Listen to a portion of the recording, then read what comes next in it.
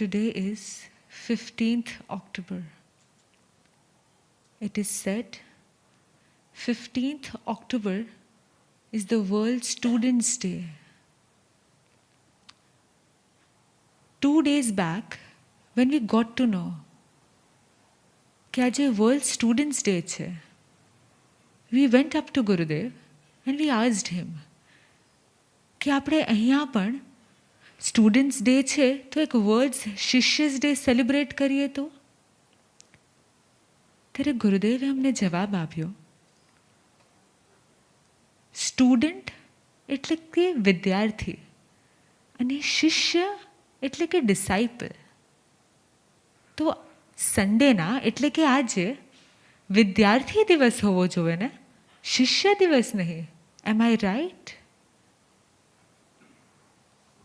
ગુરુદેવની આ વાત સાંભળતા અમે બધા જ વિચારતા થઈ ગયા કે ગુરુદેવની વાત તો બરાબર હતી.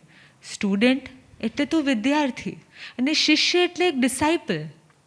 અને સ્ટુડન્ટ અને ડિસાઇપલ વચ્ચે ફરક તો હોય જ. પણ પોઈન્ટ એ હતો કે આ વસ્તુ અમને સ્ટ્રાઇક ન થઈ, પણ આ વસ્તુ ગુરુદેવને સ્ટ્રાઇક થઈ ગઈ. That was રિકમેન્ડેબલ.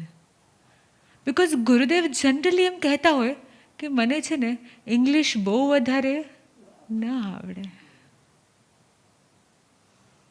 ગુરુદેવના અંતરમાં ગુરુદેવનું સાધનાનું તેજ, સંયમનું તત્વ, વાત્સલ્યના અમૃતની સાથે સાથે એમનામાં વિદ્યાર્થીપણાનું એ જાગૃતિ, એ જિજ્ઞાસા અમે હંમેશા નિહાળી છે. He always keeps on learning and learning. અને અમારા જેવા નાના નાના શિષ્યોને પણ પૂછે, આ શબ્દને ઇંગ્લિશમાં શું કહેવાય? અને આ જ સ્વયં અમારી જનરેશનને ઇંગ્લિશમાં સમજાવી પણ શકે છે અને સાથે અમારી એ ઇંગ્લિશ કરેક્ટ કરી શકે છે. સ્વયં મહાનતાના મેરુ સમાન હોવા છતાં એક વિદ્યાર્થી રૂપે અમે એમને નિહાળ્યા છે.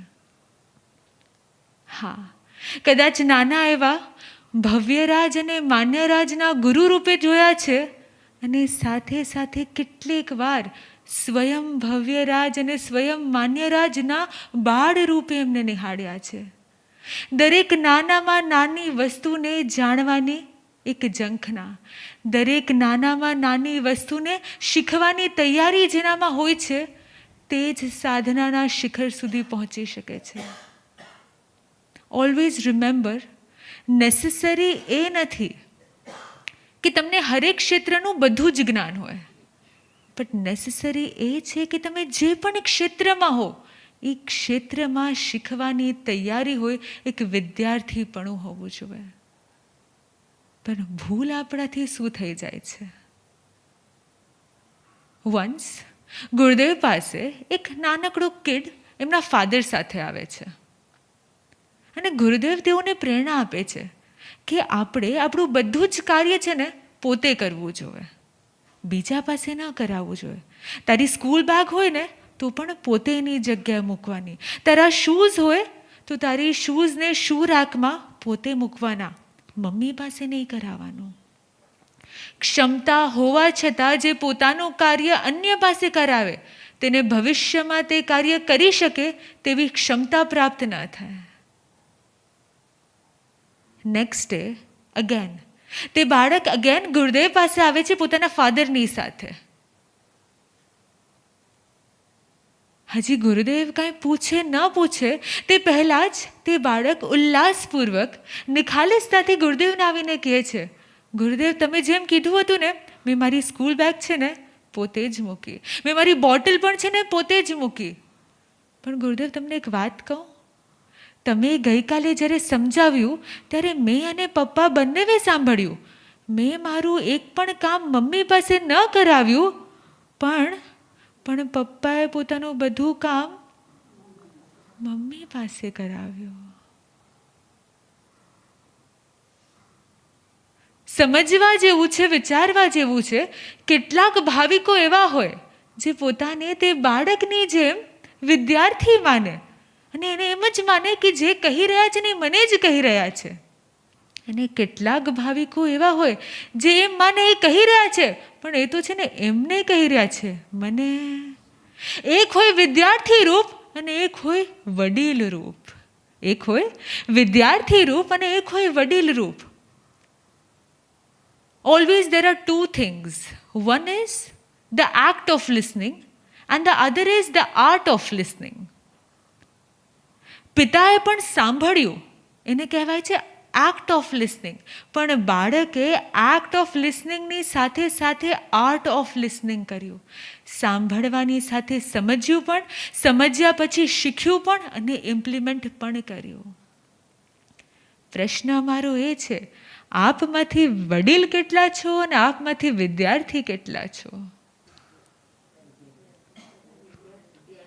કેટલાક એવા હોય જે છે ને તનથી વડીલ હોય પણ એ મનથી વિદ્યાર્થી હોય.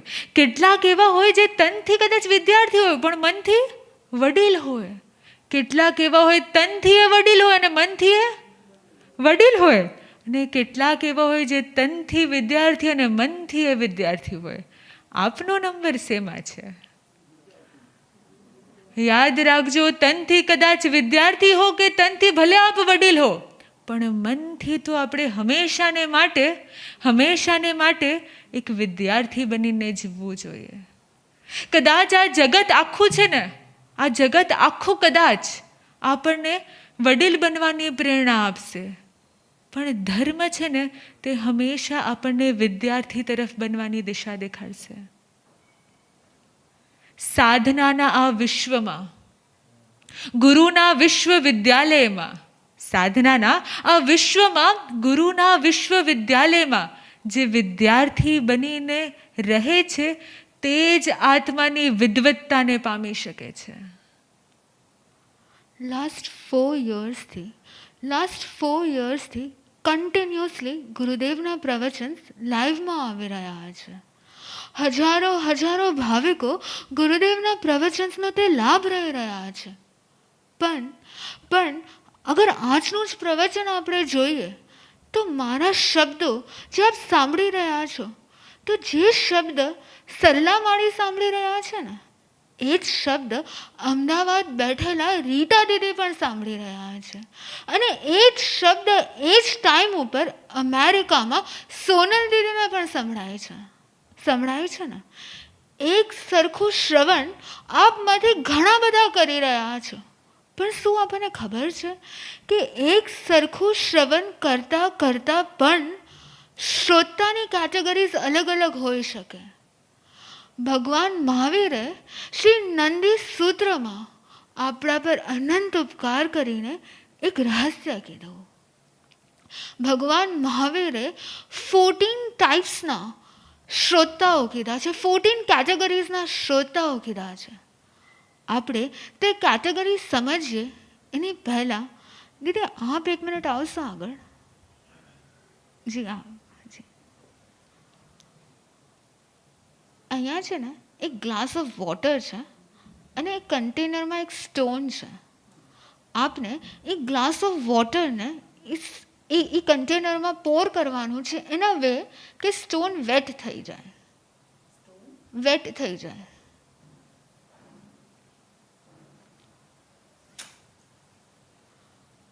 જો ચેક કરો, કમ્પ્લીટલી વેટ થઈ જવું જોઈએ, એ રીતે આપ પોર કરજો વોટરને.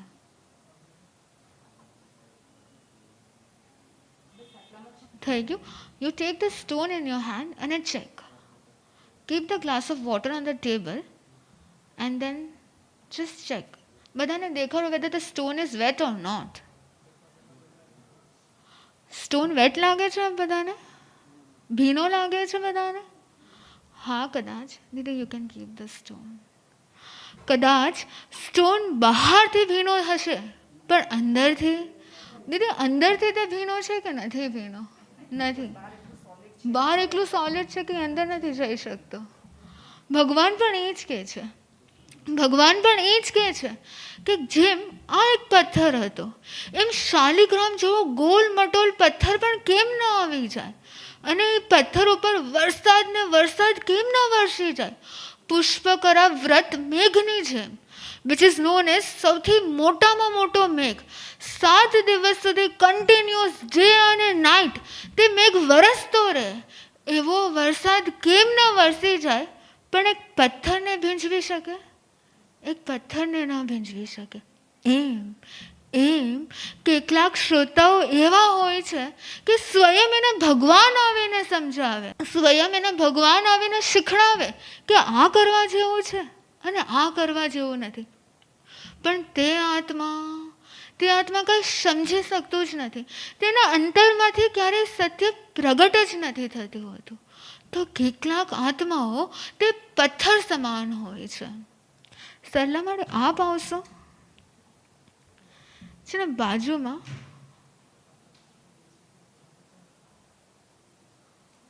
બાજુમાં એક કન્ટેનર છે પાણીનું. હા, આપને છે ને તે આગળ એક ચાળણી છે, તેને આ કન્ટેનરમાં મૂકવાની છે. ઓકે, મૂકી દો, આખી મૂકી દો. વહી ગઈ, આખી અંદર વહી ગઈ. હવે એને બહાર કાઢવાનો છે. નો, ફરી હજી એક વખત આપણે આ પ્રોસેસ કરીએ. તમારા ચાળણીને છે ને અંદર મૂકી દીધી. જો શું દેખાય છે? ચાળણી છલોછલ પાણીથી ભરેલી છે. એમ કેટલાક આત્માઓ જ્યારે પ્રવચન શ્રવણ કરતા હોય ને, તો આપણને લાગે કે પ્રભુના વચનોમાં, પ્રભુની વાણીમાં ઓતપ્રોત થઈ ગયા છે. પણ હવે જેમ પાણી ત્યાં ને ત્યાં રહી ગયું ને, એમ જેમ પ્રવચન કમ્પ્લીટ થાય અને આપણે પ્રવચન હોલની બહાર જાય ને, તો પ્રવચન ત્યાં ને ત્યાં રહી જાય છે. ભગવાન કહે છે કે કેટલાક શ્રોતાઓ છે ને પથ્થર જેવા છે, કેટલાક શ્રોતાઓ આ ચાળણી સમાન છે, તો કેટલાક શ્રોતાઓ હંસ જેવા છે. હંસની એક વિશિષ્ટતા હોય છે, જ્યારે દૂધ અને પાણી સાથે આપવામાં આવે ને, જે માત્ર દૂધના અંશોને ગ્રહણ કરે ને, તે હોય છે હંસ. એવી જ રીતે કેટલાક શિષ્યો, કેટલાક આત્માઓ એવા હોય છે કે જ્યારે પરમાત્મા ધોધ વહાવતા હોય જ્ઞાનનો, જ્યારે ગુરુ જ્ઞાન અર્પણ કરતા હોય ને, તો પોતાના આત્મા માટે જેટલું સારરૂપ છે ને, તે બધું ગ્રહણ કરી લે અને નિરર્થક જવા દે. મારે આપ બધાને પૂછવું છે, આપ બધા કઈ કેટેગરીના શ્રોતા છો? પથ્થર જેવા, ચાળણી જેવા કે હંસ જેવા? કઈ કેટેગરીના શ્રોતાઓ છો? કોક 1 વર્ષથી પ્રવચન સાંભળે છે, કોક 5 વર્ષથી પ્રવચન સાંભળે છે, કોક તો 10 વર્ષથી પ્રવચન સાંભળે છે. પણ યાદ રાખજો, એક વિદ્યાર્થી એ હોય જે પહેલાં પોતાની ભૂલને જોવે, સેકન્ડ તે તેને રિયલાઇઝ કરે, અને થર્ડ તેને સુધારે. આજ સુધી કદાચ ક્યારેક આપણે પથ્થર બનીને પ્રવચન શ્રવણ કર્યું હશે, તો ક્યારેક ચાળણી બનીને પ્રવચન શ્રવણ કર્યું હશે, તો ક્યારેક કોક દિવસ આપણે હંસ બનીને પ્રવચન શ્રવણ કર્યું હશે. પણ હું આ બધાને પૂછીશ કે પ્રવચન કરવાની પદ્ધતિ શું હોય? આપણે પ્રવચન કેવી રીતે શ્રવણ કરવું જોઈએ? આટલા વર્ષોથી આપણે જે કાર્ય કરતા આવ્યા છે એની પદ્ધતિ શું હોય? સાયન્સમાં એવું કહેવાય, the one who is listening to the પ્રવચન, જે પ્રવચન સાંભળે છે તેનું માઇન્ડ લગભગ 700 to 800 વર્ડ્સ પર મિનિટ એનાલાઇઝ કરી શકે. જે પણ પ્રવચન સાંભળે છે તેનું માઇન્ડ લગભગ 700 થી 800 વર્ડ પર મિનિટમાં સમજી શકે. પણ જે પ્રવચન આપે છે, the one who is speaking, એ લગભગ 150 to 180 વર્ડ્સ જ પર મિનિટ બોલી શકે. તો શું થાય? ઓનેસ્ટલી હેન્ડ રેઝ કરવાનો છે કે આપમાંથી કેટલા લોકો સાથે એવું બન્યું છે કે પ્રવચન હોલમાં કરતા હો પ્રવચનનું શ્રવણ, પણ ક્યાં પાસ્ટમાં વયા ગયા હોય ને ક્યારે ફ્યુચરમાં વયા ગયા હોય ને તે ખબર જ ન પડી હોય. આવું કેટલા સાથે બન્યું છે? બધા સાથે. આપમાંથી એવું કેટલા સાથે બન્યું છે કે હોવ પ્રવચન હોલમાં જ્યારે સાંભળતા હોવ તો એવું લાગે કે મને બધું જ સમજાય છે, પણ જેવું હું બહાર જાઉં તો મને કાંઈ યાદ નથી રહેતું? હેન્ડ રેઝ કરે બધા સાથે. આપમાંથી એવું કેટલી વાર બન્યું છે કે 1 કલાકનું પ્રવચન હોય અને એ પ્રવચન જો આપને રિપીટ કરવાનું કહેવામાં આવે તો 2 વર્ડ્સ, વધી વધીને 2 લાઈન, વધી વધીને 5 મિનિટનું બોલી શકાય, પણ વધારે ના બોલી શકાય. આવું કેમ છે? આવું કેમ છે? કેમ કે દેર ઇઝ અ ગેપ. જે પ્રવચન સાંભળે છે અને જે પ્રવચન બોલે છે, આ બંનેની સ્પીડની વચ્ચે દેર ઇઝ અ ગેપ. અને આજ સુધી આપણે ક્યારેય આપણા માઇન્ડને એવી રીતે ટ્રેન જ નથી કર્યું, આપણે આપણા માઇન્ડને એવી રીતે કંટ્રોલ જ નથી કર્યું કે ગેપને આપણે ઓવરકમ કરી શકીએ. પણ આવું આજ આ બધા સાથે થાય છે. પણ 2500 યર્સ પહેલાં જે ભગવાનના શ્રાવકો હતા ને, નેતાની જે ભગવાનના શ્રાવકો હતા ને, એની સાથે આવું નહોતું થતું. કેમ આવું નહોતું થતું? યસ, 2500 years ago પ્રભુના સમયમાં, પ્રભુના શાસનમાં આવું નહોતું થતું. એ સમયે પ્રભુ સમૌ શરણમાં બિરાજમાન હોય અને પ્રભુ દેશના ફરમાવે. એક દેશના, એક પ્રહરની. એક પ્રહર એટલે અપ્રોક્સિમેટલી 3 કલાક. 3 કલાક પ્રભુ અનરાધાર ધોધ વહાવે. અને જેમ દેશના પૂર્ણ થાય, જેમ પ્રવચન પૂર્ણ થાય, એટલે તે જ સભામાં જ્યાં પ્રભુએ દેશના ફરમાવી, એ જ સભામાં ગણધર ભગવંત આવી. જે વાત ભગવાને કહી છે તે જ વાત on the spot, same to same એ જ સભાને રિવાઇઝ કરાવે. એમનામાં એવી કઈ ક્ષમતા હશે કે 3 hours જે આખું દેશનાથી જે આખું પ્રવચન હતું એ એઝ ઇટ ઇઝ તેઓ ફરમાવી શકતા હશે. એવું તે શું ફેક્ટર તેઓમાં હશે જે આપણામાં આજ મિસિંગ છે? એ એક ફેક્ટર જે આપણામાં ક્યાંક, તમારા અને અમારા, આપણા બધામાં જ ક્યાંક મિસિંગ છે, તે છે વિનયનું ફેક્ટર, તે છે રિસ્પેક્ટનું ફેક્ટર. ગુરુદેવ અમને પણ કેટલી બધી વાર સમજાવતા હોય કે જે વિનયવાન વ્યક્તિ હોય ને, એ ક્યારેય એક સેન્ટેન્સનો પ્રયોગ ના કરે. કયો સેન્ટેન્સ? મોસ્ટ ઓફન બધાથી એક સેન્ટેન્સનો પ્રયોગ થાય, હું છે ને ભૂલી ગઈ, સોરી મારાથી ભૂલાઈ ગયું, મુझे યાદ નહીં રહ્યા, આઈ ફોરગોટ. ક્યાંક ને ક્યાંક આપણી લાઈફમાં આ સેન્ટેન્સનો પ્રયોગ થતો હોય. જેટલી વાર આ સેન્ટેન્સનો પ્રયોગ વધારે સમજી જજો, આપણા વિનયમાં હજી એટલી કચાશ વધારે. કારણ કે જે વિનયવાન વ્યક્તિ હોય ને, એને ક્યારેય સેન્ટેન્સનો પ્રયોગ જ ન કરવો પડે. કેમ કે જ્યારે જ્યારે એ વ્યક્તિ વિનય કરે ને, ત્યારે એનો ઈગો જે હોય, અહંકાર જે હોય, એ ક્ષય થાય. એ ક્ષયના કારણે એના મોહનીય કર્મનો ક્ષયોપશમ થાય, લીડિંગ ટુ જ્ઞાનાવર્ણીય કર્મનો ક્ષયોપશમ.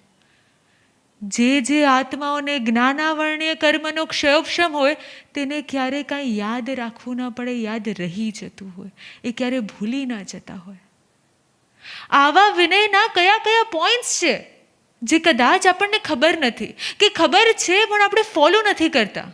આપણે શું આપણી લાઈફમાં ઇમ્પ્લિમેન્ટ કરવું જોઈએ, આજે આપણે વિદ્યાર્થી બનીને, એક નાનકડા વિદ્યાર્થી બનીને આપણે સાંભળશું અને સમજશું.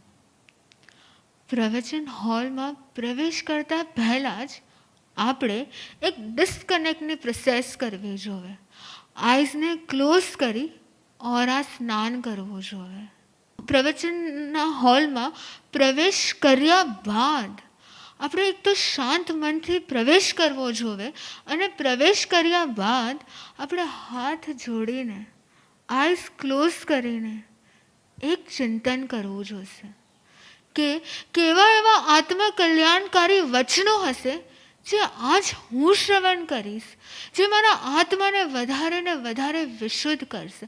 કેવો એવો પ્રભુનો બોધ હશે કે જે આજ મને શ્રવણ કરવાની તક મળી છે. આવા પ્રકારનું ચિંતન કરવું જોઈએ. ગુરુ કે સંતો પધારે તો વંદનાની સાથે ભાવથી અહોભાવથી પ્રવચન શ્રવણ કરાવે તેવી વિનંતી કરવી જોઈએ. સાચું કહેજો કે આજે આ પ્રવચન શ્રવણ કરતી વખતે આ 3 પ્રોસેસ આપમાંથી કેટલા ભાવિકોએ કરી? આ 3 સિમ્પલ પ્રોસેસ આપમાંથી કેટલા ભાવિકોએ કરી? કોઈ નહીં. વંદના એ તો રૂટીન વંદના થઈ જાય છે, મિકેનિકલ વંદના થઈ જાય છે. પણ જે ભાવથી થવું જોઈએ ભાવ કોને પ્રગટ કર્યા?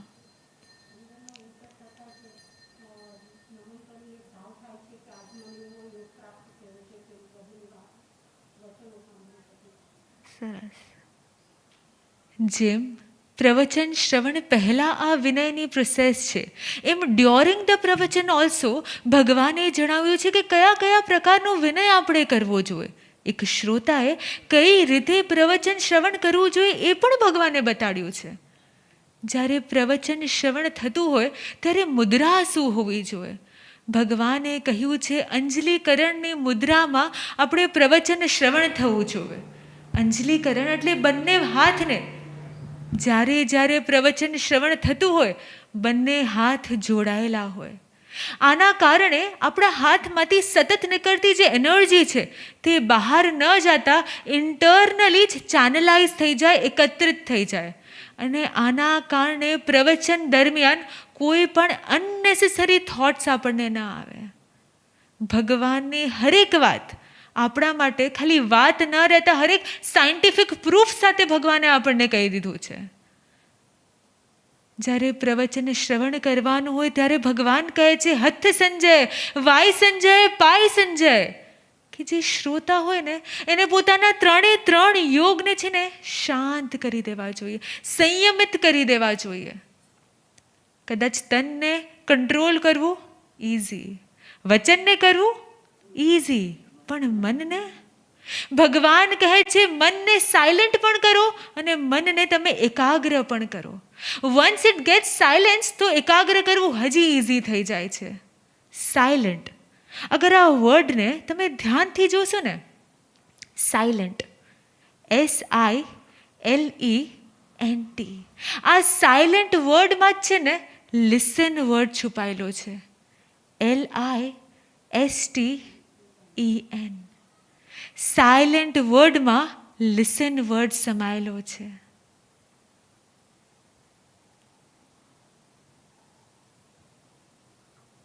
SILENT, જેમ જેમ આપણે સાયલન્ટ થશું એમ લિસન એટલે કે જે પણ આપણે શ્રવણ કરશું ને તે આપણે યથાર્થ રૂપે એ આપણને ફળી શકશે. જ્યારે જ્યારે શ્રવણ કરીએ, કેટલાક એવા શ્રોતા હોય જે જ્યારે શ્રવણ કરે ને ત્યારે તેની બંને આંખ છે ને ઓપન હોય. કેટલાક શ્રોતા એવા હોય જ્યારે શ્રવણ કરે ને એની બંને આંખ બંધ હોય. એમાં પણ 2 કેટેગરી છે. કેટલાકની બાહ્ય 2 આંખો બંધ હોય પણ આંતરિક 2 આંખો છે ને, 2 આંખ અને 2 કાન બધું જ ખુલ્લું હોય. અને સેકન્ડ કેટેગરી વાળા એવા પણ હોય, પ્રવચન ચાલુ હોય, બાહ્ય આંખો તો બંધ હોય પણ આંતરિક આંખો પણ. કેટલીય વાર પ્રવચન શ્રવણ કરતા કરતા ભગવાન કહે છે જેને પ્રવચન શ્રવણ કરતી વખતે જો ભૂલે ચૂકે પણ ઊંઘ આવી જાય કે અડધી સેકન્ડનું ઝોલું પણ આવી જાય તો એવા પ્રકારના અંતરાય કર્મનો બંધ થાય કે ભવિષ્યના અનંતકાળ સુધી પ્રવચન શ્રવણ કરવાનો યોગ જ ન થાય, સદગુરુનો યોગ જ ન થાય. વિચારવા જેવી વસ્તુ તો એ છે કે જે સ્વયં આપણને જગાડવા આવ્યા છે, જે સ્વયં જ્યારે આપણને જગાડી રહ્યા છે ત્યારે આપણે સૂઈ રહ્યા છીએ. ગુરુ જ્યારે જગાડવા આવ્યા હોય ત્યારે આપણે સૂઈ જઈએ તો એવા વ્યક્તિને આખા જગતમાંથી બીજું કોણ જગાડી શકે? આ જ નિર્ણય કરવો છે. કદાચ શ્રવણ ઓછું કરવું છે પણ જ્યારે જ્યારે શ્રવણ કરવું છે ત્યારે મારે પૂર્ણ જાગૃત અવસ્થામાં શ્રવણ કરવું છે. કદાચ લાગે ને કે ઊંઘ આવે છે તો પુરુષાર્થપૂર્વક ઉપયોગપૂર્વક મારે ઊભા થઈ જવું છે થોડી વાર, પણ મારે અશાતના કરી ધર્મ ક્ષેત્રથી સદગુરુથી અનંતકાળમાંથી દૂર નથી થવું. જ્યારે પ્રવચન શ્રવણ થાય, પ્રભુના એક એક વચન જ્યારે હૃદયસ્થ થતા હોય, ત્યારે વક્તાના સદગુરુના સાદનો પ્રતિસાદ આપવો જોઈએ. હા, પ્રભુ આપે જે કહ્યું છે ને તે સત્ય છે. તમેવ સત્યમ એવમેયમ ભંતે તહમેયમ ભંતે અવિતહમેયમ ભંતે. પ્રભુની એક એક વાતનો પ્રતિસાદ. હા, કદાચ ડ્યોરિંગ પ્રવચન વારંવાર વચનનો પ્રયોગ ન કરી શકાય, પણ મારે આંખો દ્વારા પ્રતિસાદ આપી શકાય. આ એક વચન, પ્રભુના આ વાણી મારા હૃદયને સ્પર્શી છે. ધીરે ધીરે એ વાણી પ્રત્યે, એ વચનો પ્રત્યે એક અહોભાવ, એક ઉપકાર ભાવની સાથે ધીરે ધીરે જે આપણી આંખો હોય, એના જે પલક હોય, એ ધીરે ધીરે બંધ થતા હોય અને એ પ્રણામ ભાવ સાથે આપણે તેનો સ્વીકાર કરતા હોય. આંખો દ્વારા પ્રભુને સાદને મારે પ્રતિસાદ આપવો છે.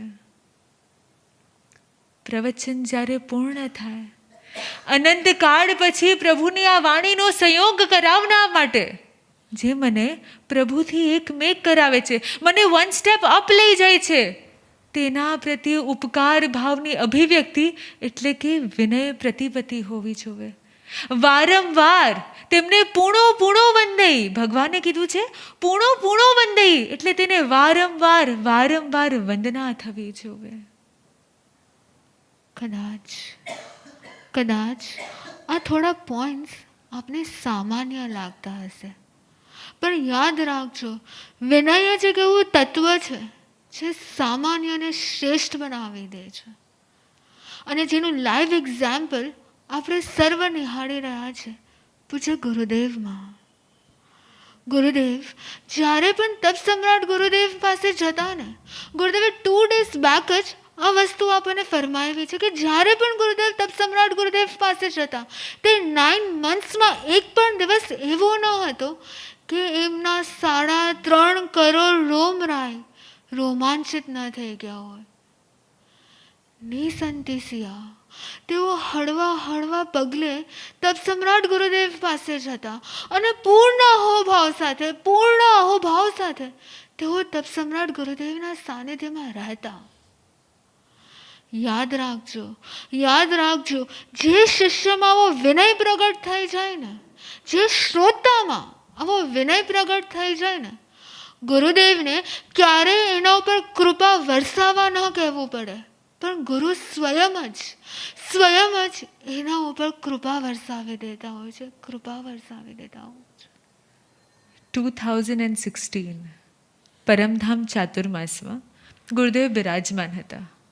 And at that time અમે મહાસતીજીઓ અને બધા સાધકો પણ ગુરુદેવ સમક્ષ ગુરુદેવના સાનિધ્યમાં હતા. એ સમયે વિનયના નાના પાઠ ગુરુદેવ અમને શીખવી રહ્યા હતા, અને શીખવાડતા ગુરુદેવ અચાનક અમને એક પ્રશ્ન પૂછ્યો કે તમારામાંથી મારી સાથે આવતા ભવે કોને આવવું છે? ગુરુદેવ અમને પૂછ્યું, તમારામાંથી મારી સાથે આવતા ભવે કોને આવવું છે? ગુરુદેવ અગર આપ સર્વને પૂછે આવતા ભવે કોને આવવું છે? બધાને જ આવું છે. લાઈવમાં પણ બધાના હાથ ઉપર થઈ ગયા.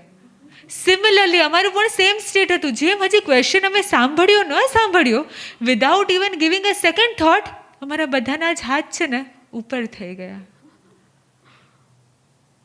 હજી અમે બીજું કંઈ સમજીએ કે ન સમજીએ, ત્યાં ગુરુદેવે એક વાક્ય ફરમાવ્યો.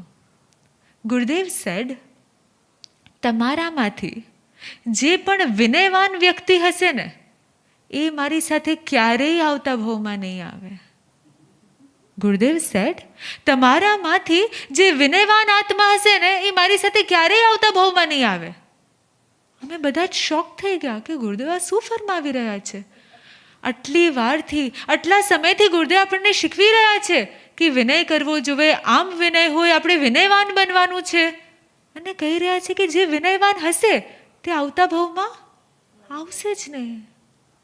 ગુરુ જેના ભાવમાં તો ભગવાન અને સ્વયં જે ભાવીના ભગવાન તેને એક ભક્ત સમજી ન શકે.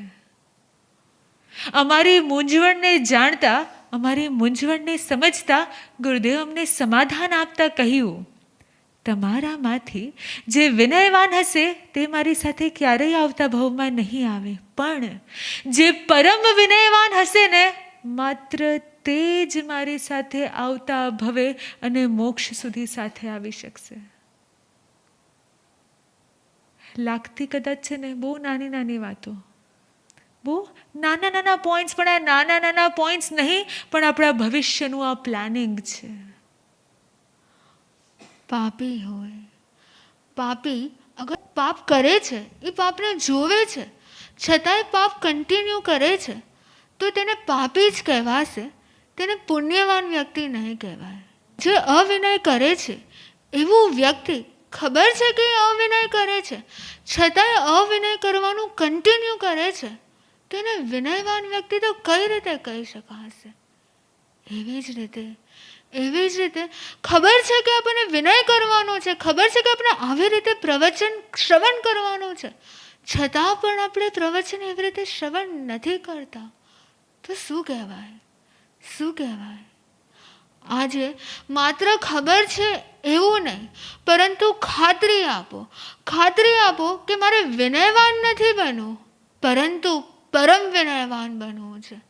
મને પથ્થર કે ચારણી જેવા શ્રોતા નથી બનવું, પણ મને હંસ જેવા શ્રોતા બનવું છે. મને માત્ર એક્ટ ઓફ લિસનિંગ નથી કરવું, પરંતુ એની સાથે સાથે આર્ટ ઓફ લિસનિંગ કરવું છે. મને આ ધર્મ ક્ષેત્રમાં આવીને એક વડીલ સમાન નથી રહેવું, પરંતુ એક વિદ્યાર્થી બનીને રહેવું છે.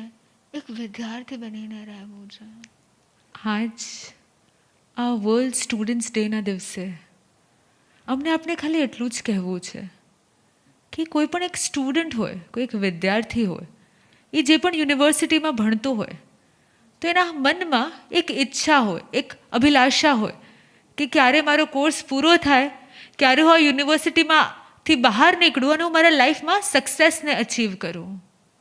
હા, આપણે વિદ્યાર્થી બનવું છે, પણ આપણે એવા વિદ્યાર્થી બનવું છે જે ગુરુના વિશ્વવિદ્યાલયમાં મારે ક્યારેય પાસ નથી થવું. હા, કદાચ પાસ થવું છે, પણ પાસ આઉટ નથી થવું. મારે સદાને માટે એક વિદ્યાર્થી બનીને રહેવું છે. But what do you think? કોઈ પણ યુનિવર્સિટી હોય તે કોઈ પણ સ્ટુડન્ટને કેટલા સમય સુધી રાખે? કોર્સ કદાચ તમારો 3 વર્ષનો હોય તો 3 વર્ષ રાખશે, 7 વર્ષનો હોય મેક્સ ટુ મેક્સ તો 7 વર્ષ રાખશે, 10 વર્ષનો હોય તો 10 વર્ષ સાચવશે, પણ એનાથી વધારે નહીં. પણ સદભાગ્ય જાગ્યા છે આપણા કે આપણું વિદ્યાર્થી રૂપનું એડમિશન કોઈ સામાન્ય યુનિવર્સિટીમાં નહીં, કોઈ સામાન્ય વિશ્વવિદ્યાલયમાં નહીં, પણ ગુરુના વિશ્વવિદ્યાલયમાં થયું છે, જે આપણને સદાને માટે સાચવવાય તૈયાર છે, હંમેશ માટે શીખવવાય તૈયાર છે, અને હંમેશને માટે સુધારવાય તૈયાર છે. એ યુનિવર્સિટી પ્રત્યે, એ ગુરુ તત્વ પ્રત્યે આપણે પૂણો વંદઈ અગેન એન્ડ અગેન વારંવાર તેમને વંદના કરવી જોઈએ, વારંવાર તેમના પ્રત્યે ઉપકાર ભાવ અનુભવવો જોઈએ.